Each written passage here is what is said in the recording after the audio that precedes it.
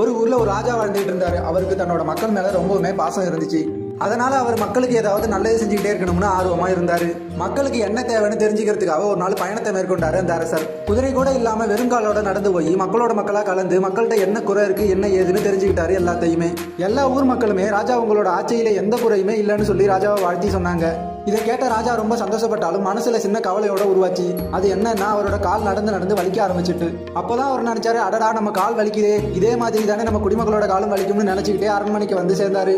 மறுநாள் அமைச்சரவை கூட்டத்தை கூட்டி நம்ம நாட்டு சாலைகள் எல்லாம் கல்லு மண்ணுமா இருக்கு, இதுல நடக்கிற நம்ம மக்களுக்கு கால் வலிக்கும், அதனால நம்ம நாட்டு சாலைகள் எல்லாத்தையும் தோளாலான பாய் ஒண்ணு போட்டு மூடணும்னு சொல்லி சொன்னாரு. இதை கேட்ட மந்திரிகள் எல்லாரும் அதிர்ச்சியானாங்க.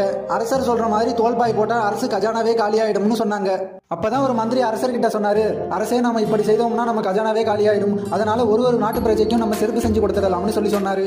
இதை கேட்ட அரசர் ரொம்பவே சந்தோஷப்பட்டு நாட்டு மக்கள் எல்லாருக்குமே செருப்பு கொடுக்க உத்தரவு போட்டாரு.